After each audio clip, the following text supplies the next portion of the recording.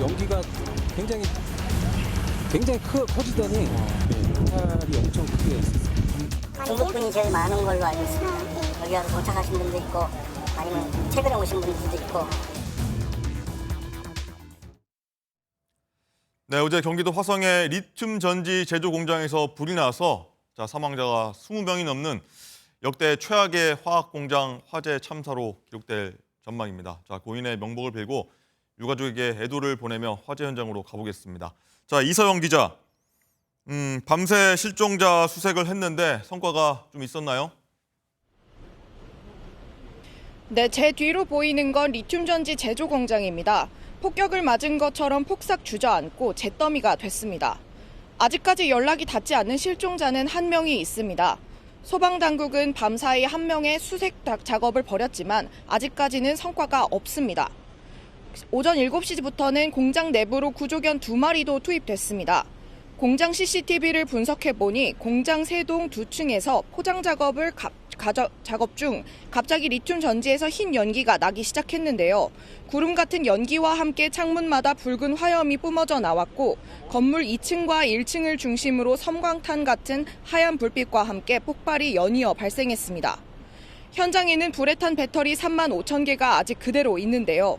전부 다 연소가 됐는지 또다시 배터리에서 불이 붙을지 알 수가 없는 상황이라 아직은 긴장의 끈을 놓을 수는 없는 상태입니다. 윤석열 대통령은 어제 저녁 7시쯤 화재 현장을 찾아 피해 상황을 점검했습니다. 윤 대통령은 우선 화재로 인해 돌아가신 분들의 명복을 빌며 유가족에게 위로의 말씀을 드린다고 전했습니다. 남화영 소방청장에겐 철저한 화재 원인 규명을 지시했고요. 화학물질 화재가 기존 진화 방식으로는 잡기가 어렵다며 조기 진화 대책 마련을 주문하기도 했습니다. 이 외에도 여야 지도부가 애도의 발걸음을 했고 중국인 사망자가 많았던 만큼 싱하이밍 중국 대사도 다녀갔습니다. 네, 조금 전부터는 현장 감식이 이루어지고 있다고요? 사고 직후 전담 수사본부를 꾸린 경찰은 조금 전인 10시 반부터 합동 감식을 진행 중입니다.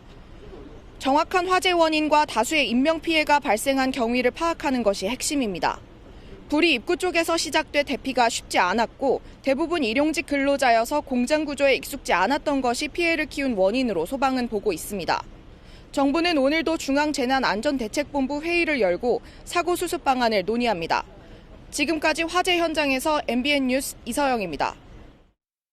네, 그럼 안타까운 소식 지금부터는 전문가와 화재 원인 짚어보도록 하겠습니다. 박재성 숭실사이버대 소방방재학과 교수 나와 계십니다. 안녕하십니까? 네, 안녕하십니까? 네, 교수님, 이 목격자들 진술 보니까 이 배터리 한 개에서 폭발이 시작됐다고 하더라고요. 보니까 이 1초 만에 뭐 여러 차례 폭발이 순간적으로 막 일어나기도 하는데 리튬 전지 화재가 원래 이런 형태로 발생하는 겁니까? 그렇습니다. 리튬 전지라고 하는 것 특징이 우리가 이제 리튬 전지를 얘기할 때 가장 화재 현상에서 대표적인 현상이 열폭주 현상입니다. 열폭주. 네, 그렇습니다. 연속적인 화학 반응에 의해서 하나가 불이 붙게 되면은 그게 급속도로 화재가 확산이 되고 일반적인 가연물 화재하고는 달리 폭발성 화재를 갖기 때문에 이렇게 화재 진압하기도 어렵고 한번 발생을 하게 되면 피해, 특히 이제 인명 피해를 크게 일으키는 그런 특징이 있는 화재가 리튬 전지 화재라고 할 수 있습니다. 이 리튬 전지가 저 공장에 3만 5천 개가 있었다고 그렇습니다. 하더라고요. 3만 5천 개가 그러면 전부 다 터졌다고 보면 될까요? 네, 그렇습니다. 지금 이제 1차적으로 이제 봤었을 때 우리가 이제 왜 이렇게 인명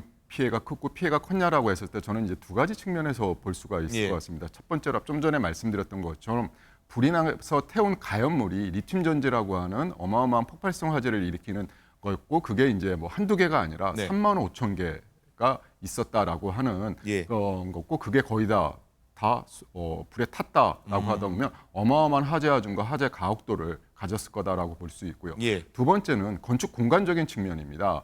이 건물 같은 경우에서 보게 되면 계단이 2개가 있었는데 직원들이 사용하는 주 계단이 하나가 있었고 또 하나 안쪽에 계단이 있었는데 그 계단 자체가 내부 사무실 안쪽 작업장 안쪽에 좀 더 숨어 있다 보니까 실질적으로 직원들이 특히 이제 일용직으로 그 건물 공간에 대해서 잘 모르는 직원들은 그 내부에 계단이 있었는지조차도 몰랐던 거고요.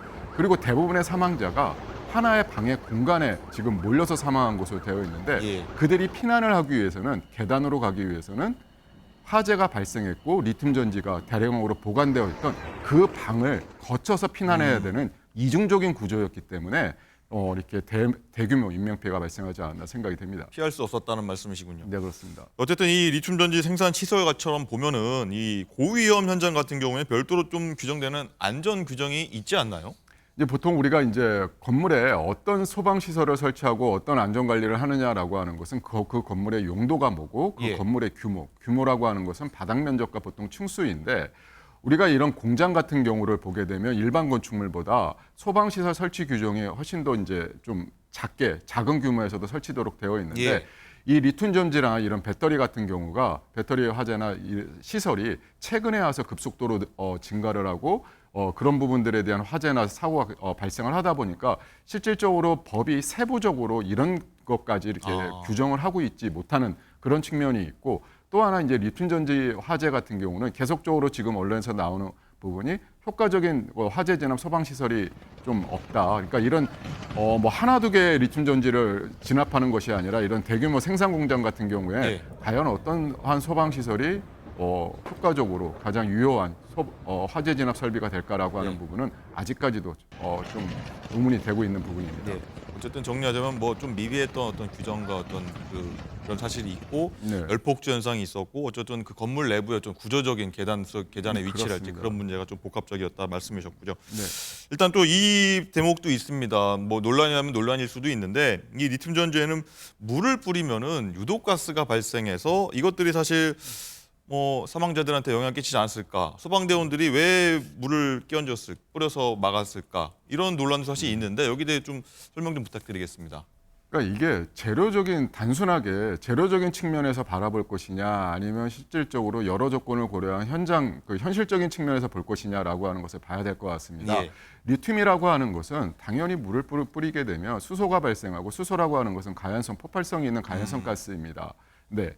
그러면 우리가 이제 리튬 전지라고 하는 것은 1차 전지와 2차 전지가 있습니다. 이번에 화재가 발생한 데는 1차 전지입니다. 즉 네. 한 번 충전해서 쓰면 버리는 거고 그냥 일반 2차 건전지 그렇습니다. 거죠.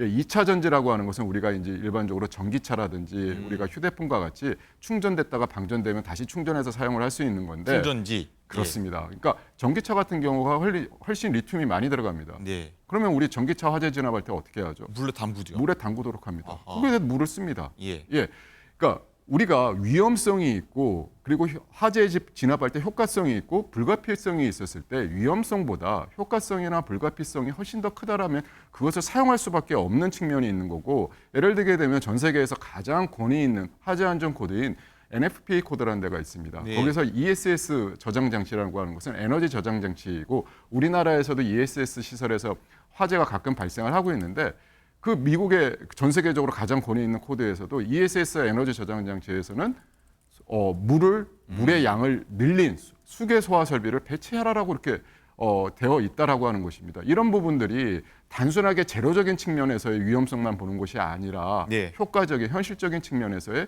위험성을 고려해서 이렇게 하는 것이고 네. 실질적으로 이번에 화재가 발생했을 때도 소방관들이 갔었을 때 내부로 진입을 못하고 내부로 주수를 제대로 하지 못했고 외부로 연소 확대가 되는 것을 방지하는 걸 주력을 했고요. 예. 최성기가 지나고 나서 그쪽의 내부에 대해서 본격적인 화재 진압을 했기 때문에 과연 소방관들이 그 내부에 물을 뿌린 것이 피해를 키우고 화재를 키운 원인이었냐라고 했을 때 제가 봤었을 땐 그건 아니라고 저는 보고 있습니다. 일단은 뭐 교수님께서는 조심스러우시겠지만 네. 일단 사망자가 대량으로 발생된 그 원인이 일단은 이 유독가스보다는 어떤 화재의 어떤 규모가 더 컸을 것이다. 선행됐을 것이다라고 보는 입장이신 거네요.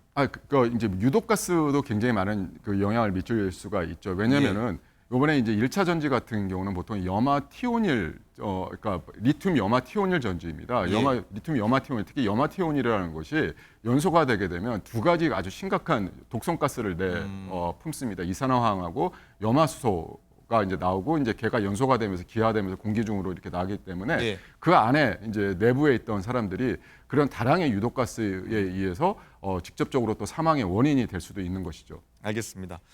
자, 장가 기자, 이렇게 해서 아무튼 안타깝게 많은 사망자가 발생을 했는데 한국인보다 외국인이 많았다고 합니다. 외국인 노동자가 좀 꽤 있었던 모양이에요. 그렇습니다. 원래 소방에서는 18명이 중국인이라고 했는데요. 조금 전에 경찰이 발표한 거를 보니까 사망 실종자 총 23명 중에 한국인이 5명이고요. 그리고 중국인 17명, 그리고 라오스인이 1명이라고 경찰이 정정을 했습니다. 네. 그러니까 지금 사실 훼손 정도가 좀 심한 상태이고 외국인들이 좀 많기 때문에 신원을 일일이 제대로 다 확인을 해야 하는 상황이고 또 그 이후에 빈소가 마련되기까지는 시간이 꽤 걸릴 것으로 보입니다. 특히 이 현장에 나가 있는 취재 기자에 의하면요. 근로자 명부가 지금 불에 탔기 때문에 인적 사항이 다 나오기 위해서는 DNA 조사 같은 게 굉장히 필요하고요. 또 현재까지 시신들이 겉으로 봤을 때는 성별 정도까지만 지금 확인이 되는 상황이라고 하거든요. 또 이들의 유족이 지금 한국에 있는지 아니면 또 본국에 있는지 이런 것조차 확실하지가 않은데 또 해외에 있다면 또 공조 요청을 통해서 DNA 대조를 해야 되기 때문에 예. 이 신원 확인 자체에도 꽤 오랜 시간이 걸릴 것으로 현재까지는 파악이 되고 있습니다. 예, 여러모로 안타까운 상황인데 자 그럼 이 리튬 전지를 생산하는 이 업체는 어떤 곳인가요? 이 업체는요, 이 코스닥 상장사이자 휴대폰 금속 부품 제조사인 에스코넥이라는 회사의 자회사인데요. 예. 2020년 5월에 출범을 했고요. 이 에스코넥이 2023년 말 기준 이 아리셀, 이 업체의 지분 96%를 보유를 하고 있습니다. 자, 이 아리셀이라는 이 업체는 리튬 1차 전지를 제조하고 판매하는 것을 주력 사업으로 하고 있는데 1차 전지는 이 건전지처럼 한 번 쓰고 버리는 전지인데 이 아리셀이라는 업체는 군용 그리고 산업용 리튬 1차 전지를 생산을 해서 이 중동 지역에 주로 수출을 하고 있었다고 네. 합니다. 이 군용 산업용이라고 하면 뭐 무전기, 야시경, 통신 장비, 휴대용 의료기기 등의 이 리튬 1차 전지가 들어가게 되는 겁니다. 그렇군요. 자 그리고 사망자와 유가족 분들 안타까운 사연도 속속 전해지고 있는데 자, 장 기자 들어보니까 너무 안타까운 사연들이 많더라고요. 그렇습니다. 이 현재까지 확인된 이 사망자 대다수가 아까 말씀드렸듯이 일용직 노동자분들이 굉장히 또 많고 외국인 분들이 많은데 이 큰 돈을 좀 벌어보겠다고 코리안 드림을 찾아서 한국으로 왔다가 참변을 당하신 분들이 많았습니다. 특히 2층에 이 단순 포장 작업을 하는 곳에 외국인 노동자가 유독 더 많이 몰려 있었는데 자, 이 포장 작업하는 곳에서 화재가 시작이 된 만큼 외국인 노동자들의 희생이 많았습니다. 또 어렵게 소식을 듣고 현장을 찾은 근로자 가족들이 더 속이 터진 건요. 이 우여곡절 끝에 현장에 도착을 해도 이 언어 문제로 지금 소통이 잘 안 되고 있기 때문에 또 한 번 좌절을 겪어야 했고 또 현장을 배회하던 유족이 우리의 가족들이 어디로 지금 이송이 됐는지 그 병원을 모르고 소통이 안 되기 때문에 네. 어디로 데리러 가야 하냐라면서 울분을 토하는 가족들도 있었습니다. 또 경기도에서는 이 외국인 유족들에게 그래서 이 항공료, 통역비, 체류비를 모두 지원하겠다라고 얘기를 한 상태고요. 또 이 밖에 또 가족 중에 이 사촌 누나 그리고 사촌 누나 2명 그리고 친형이 모두 이 아리셀 업체에서 근무를 하고 있는 가족도 있었는데요.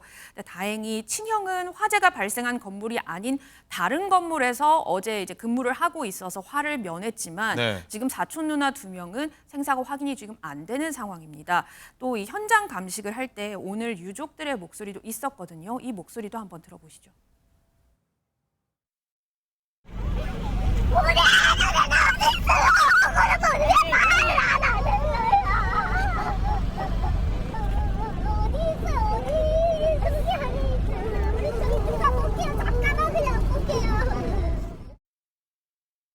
네, 유가족들의 울부짖음이 여기까지 계속 들립니다. 가슴이 아픈데 교수님 일단은 여러 전문가들 보면요 이번 화재로 인해서 리튬이 탈 때 네. 유해가스가 발생한다 하더라고요. 네. 유해 물질인데 이거 뭐 혹시 모르니까 이 일대에 사시는 분들 뭐 주의해야 될 것 같아요. 어떻게 해야 됩니까? 네, 제가 앞서서 말씀드렸던 것처럼 특히 이제 리튬 염화티온이 연소하게 되면 두 가지 이제 대표적인 독성가스 이제 이산화하고 이제 염화수소가 이렇게 발생을 합니다. 이게 예. 주로 이제 자극적인 이제 가스고 이제 기관지 쪽에 많은 이제 네. 피해를 줄 수가 있는 그런 가스가 되겠습니다. 그렇기 때문에 얘는 이제 공기 중으로 이제 연소가 되면서 기화가 돼서 굉장히 이제 넓게 퍼질 수가 있기 때문에 그 주변 인근에 있는 주민들 같은 경우는 가능한 한 이제 마스크를 사용을 하시고 외출을 좀 삼가해 주시는 것이 좋겠습니다. 알겠습니다. 자, 그리고 소방당국이 조금 전부터 학동 감식에 들어갔다고 하는데 원인 규명해야 되지 않습니까? 네, 그렇습니다. 어떤 부분 보시기에 집중적으로 좀 봐야 될 것 같으세요? 그러니까 일단 이제 발화 원인이 무엇이냐라고 예. 하는 부분하고 왜 이렇게 피해가 발생했고 화재의 연소 확대 메커니즘이 그러니까 피해 확대 메커니즘과 확대 메커니즘이 어떻게 되느냐라고 하는 부분들을 이제 예. 밝혀야 되는 것이죠. 그게 이제 단순하게 발화 원인적인 측면뿐만 아니라 앞서 말씀드렸던 것처럼 건축 공간적인 부분에서의 문제는 없었는지 또한 소방 안전 관리적인 측면에서의 문제는 없었는지 그런 부분들까지도 한번 정확하게 좀 밝혀야 될 부분들이 있고요. 특히 저희가 하나 좀 당부드리고 싶은 것은 우리 이제 국민들도 그렇고 언론들도 그렇고 이런 안타까운 사고가 발생을 하게 되면 너무 이렇게 안타까운 마음에 급한 마음에 빨리 문제점과 대책이 나와주기를 이렇게 바라는 마음이 네, 그런 경향이 있습니다. 있는 것 같습니다. 저도 마찬가지지만 이제 그렇게 빨리 나오는 문제점과 대책이 근원적인 문제점과 대책이 아닐 수도 있기 때문에 정말 중요한 것은 이것을 분명히 학습적인 효과를 가져가서 다시는 이런 사고가 발생하지 않도록 하려면 좀 더 시간적인 여유를 두고 근원적인 문제점과 대책을 찾아가서 그게 개선이 될 수 있도록 해주는 것이 더 중요한 부분이 아닌가 생각이 됩니다. 네, 급할수록 돌아가자는 말씀이시죠. 그렇습니다. 알겠습니다. 오늘 말씀 여기까지 듣겠습니다. 감사합니다.